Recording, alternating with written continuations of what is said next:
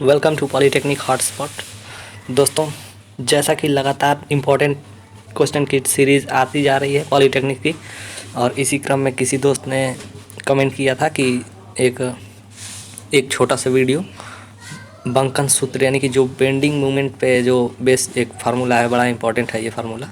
ये एग्ज़ाम में हमेशा लगभग देखा जाता है। तो उसने कहा कि सर एक छोटा सा पर्टिकुलर एक वीडियो इसका बना दीजिए। तो हमने कहा लाओ भाई बना देते हैं, इम्पॉर्टेंट भी है, ठीक है। तो इस फार्मूले में मेन चीज़ जो जो लिखने वाला चीज़ है उस वो चीज़ को हमने मेंशन नहीं किया है ज़्यादातर। लिखने वाला तो जब एक बार आपको समझ में आ जाएगा कि बीम में क्या है, कैसे उसका जो, जैसे हम लोग छोटे थे तो रचना लिखते थे ना कि पहले एक बीम है, उस पर एक ऐसे ये है, यहाँ से ये खींचा, ये चीज़, तो वो चीज़ तो आप समझ ही जाएंगे। और उसके बाद जो मेन चीज़ है इसका डेरिवेशन करना, उसको हम एक्सप्लेन कर देंगे। तो ठीक है, अगर वीडियो अगर अच्छा लग रहा है तो लाइक कर दीजिएगा, और दोस्तों में आप लोग शेयर नहीं करते हैं तो प्लीज़ इसको शेयर करते रहें। तो ठीक है, और चैनल को भी सब्सक्राइब कर लीजिएगा।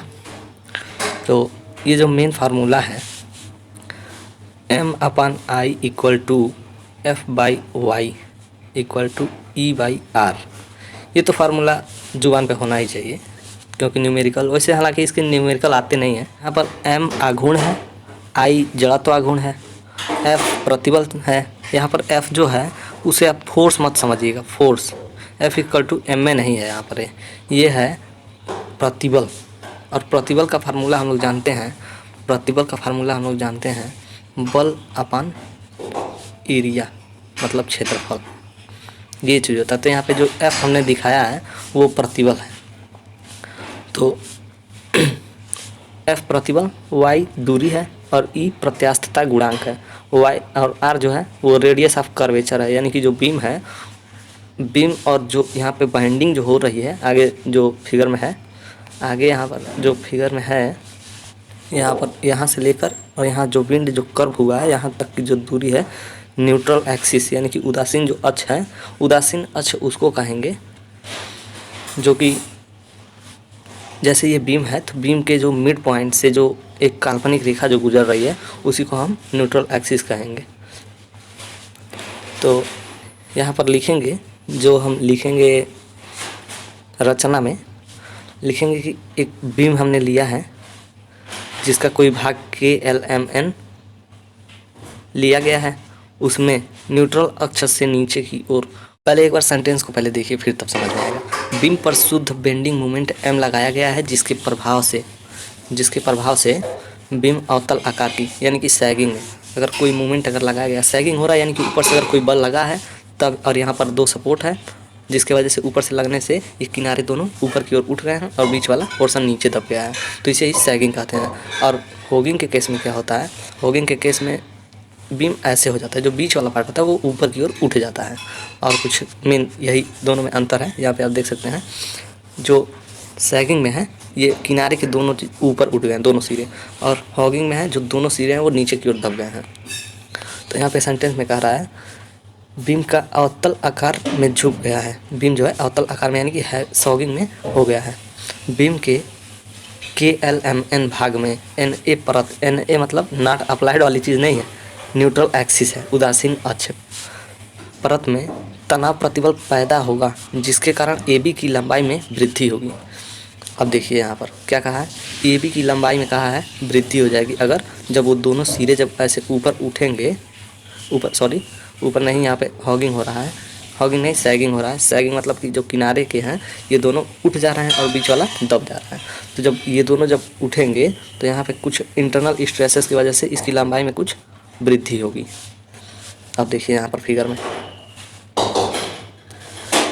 पहले देखिए, ये जो A था वो स्ट्रेस होने के बाद जब ये दोनों सिरे ऊपर उठ गए हैं तो ये AB की लंबाई में वृद्धि A' और B' हो गई है। पहले वृद्धि कितनी थी, पहले जो इसकी वास्तविक लंबाई थी वो थी A और B, और अब क्या हो गई है A' B'।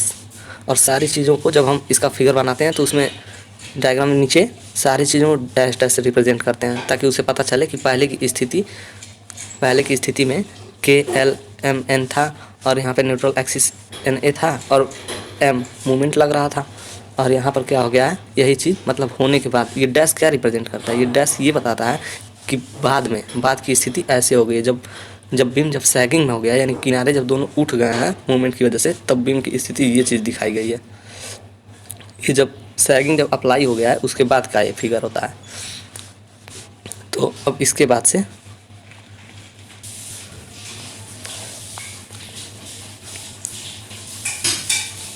ए बी में उत्पन्न अनुदैर्ध्य विकृति सबसे पहले ये जानिए कि E इक्वल टू होता है प्रतिबल बटे विकृति,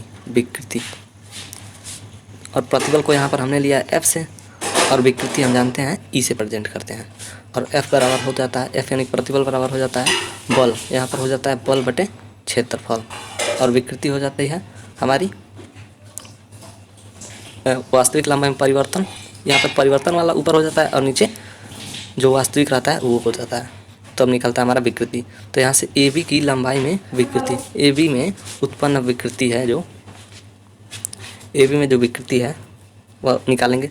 तो विकृति कैसे निकालते हैं? विकृति जो ऊपर लिखते हैं हम ए डैश बी डैश, ये क्या है? ये बाद की लंबाई है, A dash B dash minus A dash sorry A B upon A B. इसका मतलब ये हुआ कि जो ये बाद की लंबाई है, जो भी में सैगिंग जो हुआ है, सैगिंग के बाद कुछ लंबाई बढ़ गई है ए बी की लंबाई जब बढ़ गई है तो उसी में से हम पहले वाला घटाएंगे, क्योंकि पहले वाला ऑब्वियस सी बात है कम होगा, और कम होगा तो यानी कि बढ़े वाले में से जो पहले का था उसको घटा देंगे, और जो वास्तविक लंबाई थी वो नीचे है ही। तो इस तरह से हो जाएगा। फिर यहाँ पर इसको मत ध्यान दीजिए, इसको इसलिए मत ध्यान दीजिए क्योंकि यहाँ पे जो हमने आर ए लिखा है, आर थीटा जो लिखा है, यहाँ पर हम बताए हैं कि आर थीटा कैसे आया है यहाँ पर ए बी, चूँकि यहाँ पर फिगर में देख लीजिए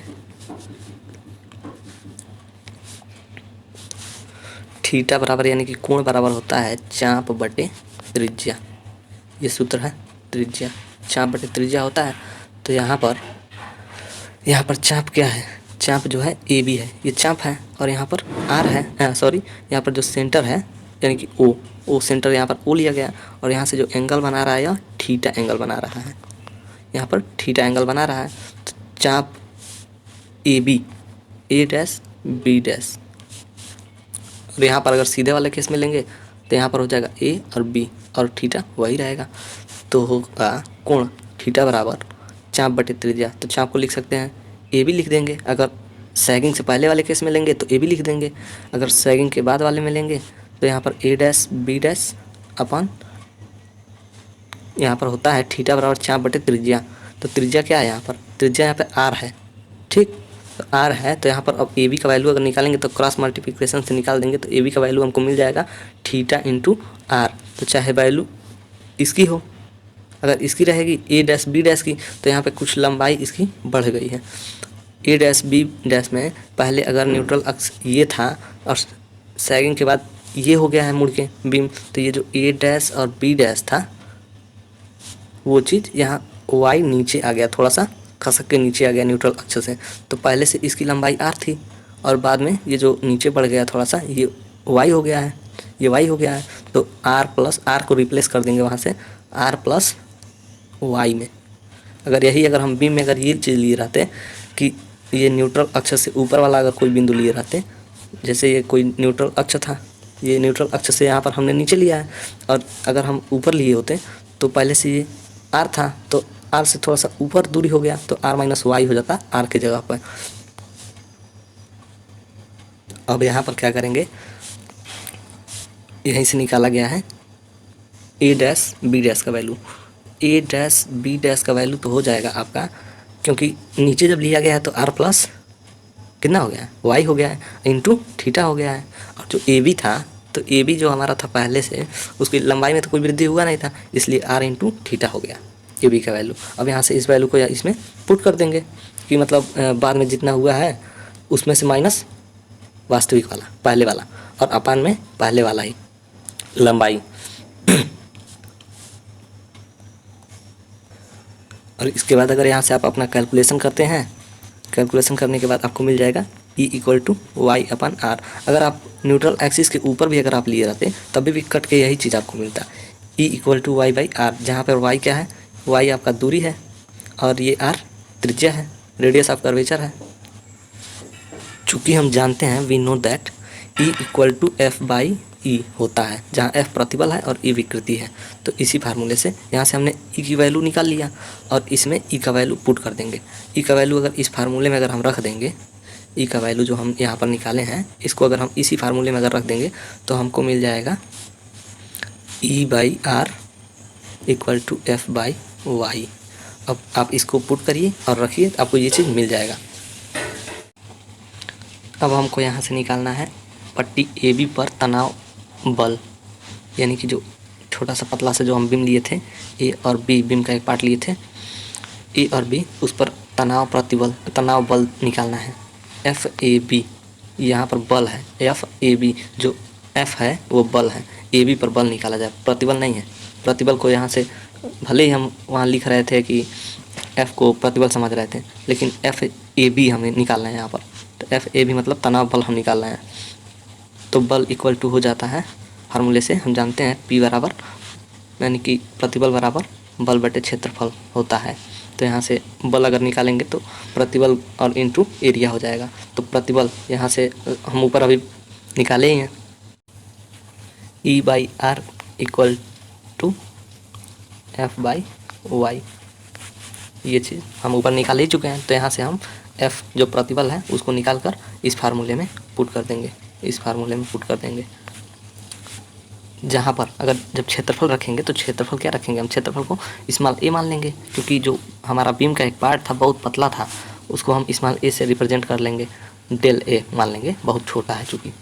और उसके बाद अब उसी पर जो हम बल निकाले हैं, एफ ए बी जो निकाला गया है, ए बी पर जो बल निकाला गया है उसी का मूवमेंट ले लेंगे। किसके परितः, एन ए मतलब जो न्यूट्रल एक्सिस था हमारा, उसी के परितः हम जो ए बी है, मान लीजिए कि उस ए बी है, वो जो मूवमेंट हो रहा है, ए बी का मूवमेंट जो हो रहा है उसी का हम निकाल लेंगे, जो छोटे से पतले से बीम के लिए है केवल। तो यहाँ से अगर हम निकालेंगे तो मूवमेंट इक्वल टू क्या होता है, मूवमेंट होता है बल गुणे दूरी, बल गुणे दूरी होता है मूवमेंट हमारा होता है। तो चूँकि हम छोटे से के लिए निकालना है तो इसलिए यहाँ पर डेल हम लगा लेंगे, डेल से रिप्रेजेंट कर देंगे, जिससे पता चलेगा कि केवल ए बी जो छोटा सा हम बीम का पार्ट लिए थे उसी के लिए केवल है। तो यहाँ से हो जाएगा, जो हमारा एफ निकला है ऊपर अभी उसको यहाँ पर पुट कर देंगे, और वाई जो दूरी है हमारा, जो न्यूट्रल अक्ष से थोड़ी सी नीचे जो हो जा रही थी उसको रख देंगे। और पूरी कैलकुलेशन करने के बाद हमको मिल जाएगी E by R into Y square into del A. Del A क्या है, हमारा क्षेत्रफल है जो थोड़ा सा है।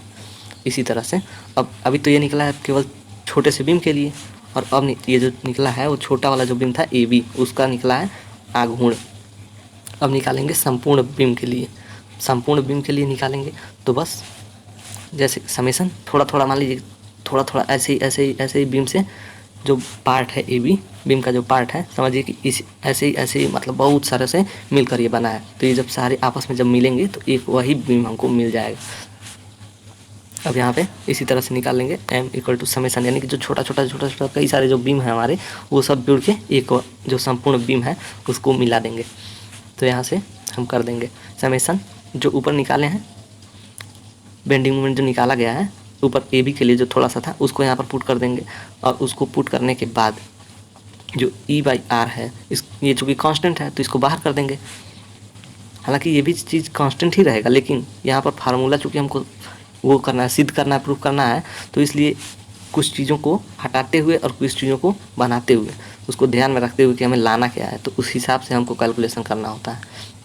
तो यहाँ पर हम अब ऊपर देखें जैसे कि E by R equals to F by Y होता है, तो जब इसको बाहर कर लेंगे as a constant, E by R को जब बाहर कर लेंगे तो यहाँ पर हमारा क्या बचेगा, ई बाई आर को अगर हम बाहर कर लेंगे ए वाई स्क्वायर, और ये जो ए हम डेल में लिख रहे थे यहाँ पर, तो यहाँ पर डेल में नहीं लिखेंगे अभी, क्योंकि संपूर्ण के लिए निकालना है, इसलिए डेल नहीं लिखेंगे, केवल ए लिखेंगे। इससे पता चलेगा पूरे बीम के क्षेत्रफल की बात हो जा रही है। तो यहाँ से जब हम निकाल लेंगे एम इक्वल टू, और ये जो है समेसन ए वाई, हम जानते हैं कि जो आई होता है मोमेंट ऑफ इनर्सिया, वो होता है कि जो दूरी का वर्ग होता है, दूरी का वर्ग यहाँ पे देख लीजिए, आई इक्वल टू क्षेत्रफल यानी कि इसको एरिया, और जो दूरी है डिस्टेंस उसका वर्ग का गुणनफल होता है मोमेंट ऑफ इनर्सिया। तो उसकी जगह पे हम आई यहाँ पर रख देंगे, और उसके बाद यहाँ पर हमको मिल जाएगा m by I equal to F by Y. अब जब हमको ये चीज़ मिल गया m by I equal to F by Y, और हम पहले ही ये चीज़ निकाल चुके हैं कि जो f अपान वाई है वह है e बाई आर के इक्वल। तो क्या हम ये नहीं कह सकते हैं कि जब ये दोनों बराबर हो गया और यहाँ पर ये दोनों आपस में बराबर हो गया तो ये तीनों मिल के आपस में बराबर हो जाएंगे। तो ये जो मैं बोल रहा हूँ ये सारी चीज़ें, ये चीज़ों को आपको एग्ज़ाम में सब लिखना है। यहाँ से ये किया, यहाँ एक समीकरण बना दिया, यहाँ ऐसे कर दिया, ऐसे किया, ये रचना में ये बैंडिंग हो गया, ऊपर से अगर बल लगा तो यहाँ पर उठ गया, सैगिंग हो गया। ये चीज़ों को आपको ध्यान रखना है। और अगर वो चीज़ें लिखने से इतनी वीडियो लंबी हो जाती कि आपको लगता कि कितना बड़ा है ये डेरिवेशन और कैसे होगा। वैसे भी टीचर लोग जब कराए हैं कॉलेज में तो आप खुद ही देखे ही होंगे, और इसमें और उसमें अंतर आपको पता चला ही होगा। ठीक है, अगर वीडियो अगर अच्छा लगा हो तो लाइक करें और दोस्तों में भी इसको शेयर करें। और अगर इसके बाद भी अगर कोई टॉपिक अगर ऐसा है जो लग रहा है कि बहुत टफ है या फिर बहुत बड़ा है, नहीं समझ में आ रहा है, तो आप एक बार कह सकते हैं, देखिए शायद मैं बना दूँ, शायद नहीं, वैसे कोशिश करूँगा, बना दूँगा। ठीक है, थैंक यू।